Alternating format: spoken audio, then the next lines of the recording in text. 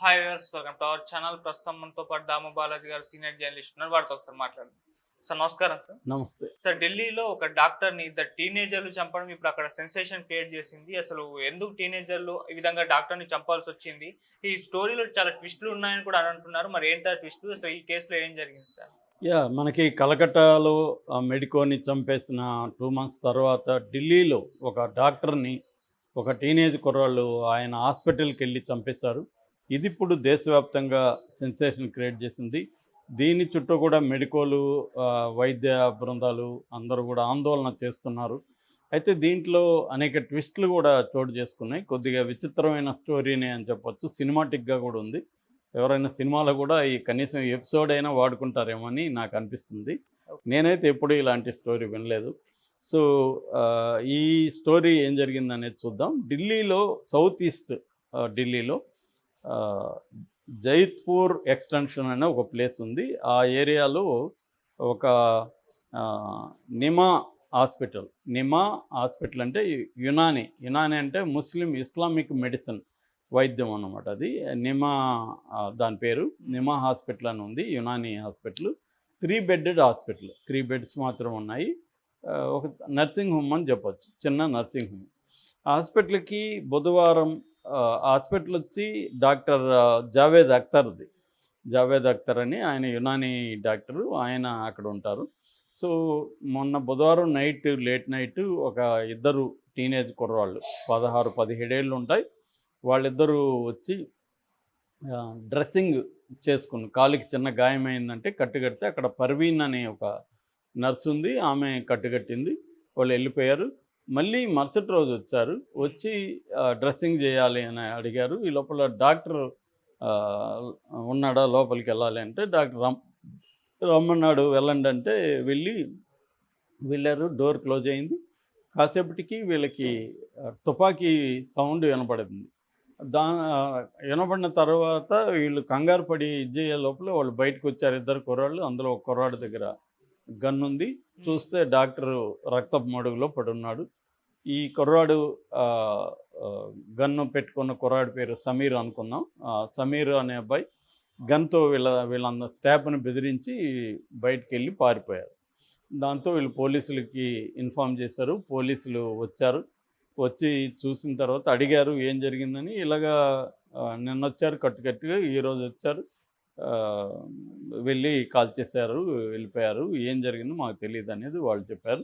So, వీళ్ళు CCTV మామూలుగా పోలీసులు ఇట్లాంటివి జరిగినప్పుడు సీసీటీవీ చూస్తారు. సీసీటీవీ చూస్తే అందులో వీళ్ళ ఇది కనబడ్డాయి ముఖాలు.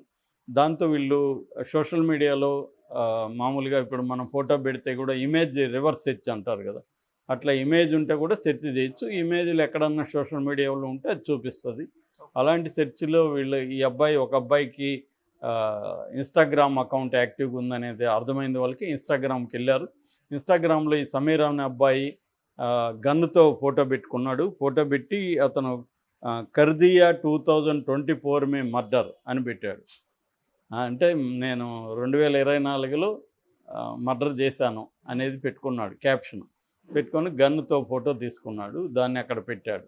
సో, దాంతో అతన్ని ట్రాక్ చేశారు. ఆ సోషల్ మీడియాలో ఐపీ అడ్రస్ని పట్టుకొని ట్రాక్ చేసి అతన్ని పోలీసులు పట్టుకున్నారు.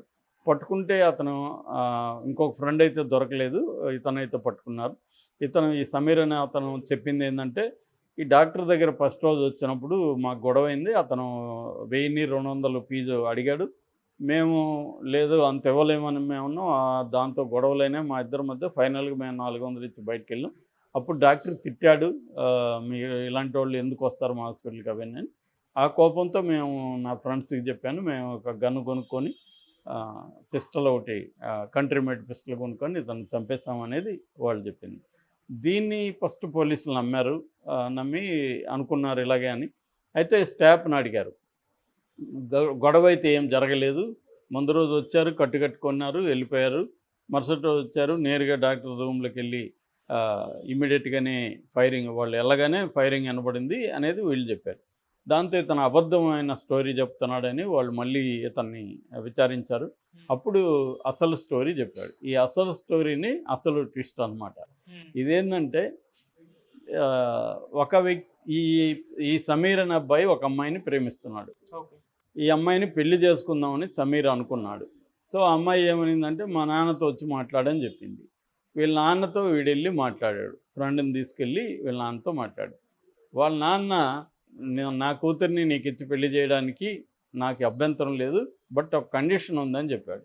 నువ్వు ఒక పని చేస్తే నేను నా కూతుర్ని నీకు ఇచ్చి పెళ్లి చేస్తాను. ఏం పని అంటే పలాని జావేద్ అఖ్తర్ అనే ఒక డాక్టర్ ఉన్నాడు, అతన్ని కానీ నువ్వు చంపితే నీకు నా కూతుర్ని ఇచ్చి పెళ్లి చేస్తాను. సో ఇది అనమాట అసలు ట్విస్ట్. ఇంకా ఒక ట్విస్ట్ ఉంది. ఎందుకు ఇతను ఆ జావేద్ అఖ్తర్ని చంపాలనుకున్నాడు అంటే ఆ జావేద్ అఖ్తర్ భార్యే ఈ పర్వీన్ అనే నర్సు, ఇందాక కట్టింది కదా, ఈ పర్వీన్ నర్సు వచ్చి ఆ డాక్టర్ భార్య. సో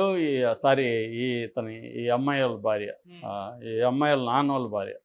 అంటే ఈ పర్వీన్కి అతనికి ఉన్న కూతుర్నే వీళ్ళు సమీర్ లవ్ చేశాడు.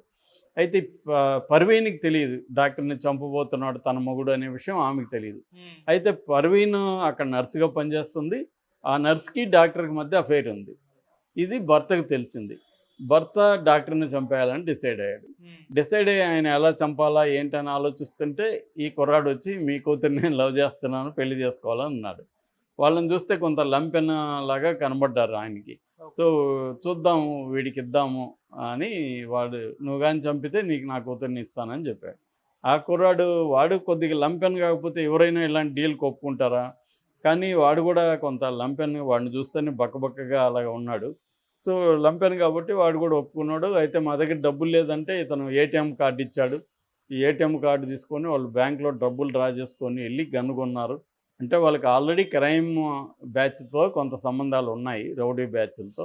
దాంతో వాళ్ళు ఎవరిని పట్టుకొని మొత్తానికి ఒక గన్ను కొనుక్కొని ముందు రోజు రెక్కీ కోసం వచ్చాడు. అంటే ఈయన రూమ్ ఎట్లా ఉంది, ఇక్కడ చంపితే ఎలా వెళ్ళాలి, ఇవన్నీ ప్లాన్ చేసుకోవడానికి ముందు రోజు వచ్చి ఒక కట్టుకున్నట్టు డ్రామా ఆడి ఆ కాలు ఏదో ఇదైందనేసి కట్టుకొని అవన్నీ చూసుకొని వెళ్ళారు. మరుసటి రోజు వచ్చి కూల్గా డాక్టర్ దగ్గరికి వెళ్ళి చంపేసి వెళ్ళిపోయారు. ఇది బేసిక్గా ఇది చాలా షాకింగ్ గురి చేసింది. అంటే ఎవరైనా ఒక లవ్ స్టోరీలో ఇలాంటి ట్విస్ట్ ఉంటుందా? మామూలుగా లవ్ స్టోరీలో తండ్రి వ్యతిరేకించడము ఇంకోటి ఉంటుంది. కానీ తండ్రి తన భార్యతో అఫైర్లో ఉన్న ఒక డాక్టర్ని చంపమని కాబోయే అల్లుడికి కండిషన్ పెట్టడం అనేది నేనైతే ఫస్ట్ టైం వింటున్నాను ఇలాంటిది. సో ఇది ఇన్ని ట్విస్టులు ఉంది. దీంట్లో ఏంటంటే ఒకటి డాక్టరు అఫైర్ పెట్టుకున్నాడు అనేది ఒక ఇది. ఈయనకి అరౌండ్ 55 ఇయర్స్ ఉంటుంది ఈ డాక్టర్కి. ఆమె నర్సు, ఆమెకు ఒక 40 అలా ఉంటుంది. మామూలుగా కొన్ని హాస్పిటల్లో నర్సులకి డాక్టర్లకి అఫైర్లు అనేవి చాలాసార్లు వింటూ ఉంటాం మనం. ఎందుకంటే అతను వీళ్ళ బాస్ కాబట్టి. జనరల్గా ఆఫీసర్స్లో బాసులతో కింద పనిచేసే అమ్మాయిల అఫైర్లు అనేవి కామన్గా జరుగుతుంటాయి. ఒకటి ఏంటంటే బాస్ కాబట్టి వాళ్ళని కాదనలేరు. బాస్తో మంచిగా ఉంటే వీళ్ళకి ప్రమోషన్లు కావచ్చు, ఈమెను స్పెషల్గా ట్రీట్ చేయడం కావచ్చు, లీవులు పెట్టుకోవడం కావచ్చు, ఇలాంటివి అనేక సౌకర్యాలు వీళ్ళకి దొరుకుతాయి. దాంతోపాటు గిఫ్ట్లు ఇట్లాంటివి కూడా ఉండొచ్చు. ఇలాగా అనేక కారణాలతో అఫైర్లు పెట్టుకుంటూ ఉంటారు. చాలాసార్లు అవి ఉన్నాయి. దీని మీద లిటరేచర్ కూడా ఉంది. కథలు, నవల్స్, సినిమాలు కూడా ఉన్నాయి దీని మీద. సో ఇది వర్క్ ప్లేస్లో అతనికి అనుకూలంగా ఉండొచ్చు, తను కాదన్నదనే ధైర్యం ఉండొచ్చు. దాంతో తన అఫైర్లోకి వెళ్ళింది. మరి భర్తకి ఎలా తెలిసిందనేది తెలియదు, కానీ భర్త క్రైమ్లకి దీన్ని వెళ్ళిపోయాడు. మామూలుగా అయితే ఈ మధ్యకాలంలో మనకి ఇటువంటి ఎక్స్ట్రా మ్యారిటల్ రిలేషన్షిప్ చుట్టూ క్రైమ్స్ అనేవి నిజానికి పాతకాలం నుంచి ఉంది. మిడిల్ ఏజెస్ ముందు నుంచి కూడా ఎక్స్ట్రా మ్యారిటల్ రిలేషన్షిప్స్ క్రైమ్స్ అనేవి ప్రపంచం అంతా, ఇండియానే కాదు. అయితే ఏమవుతుందంటే అడ్వాన్స్డ్ కంట్రీస్లో కొంత తక్కువ ఉంటుంది. అడ్వాన్స్ కంట్రీస్లో ఏంటంటే వాళ్ళు ఓపెన్ అప్ అయిపోయి చెప్పుకోవడం అవన్నీ ఉంటుంది.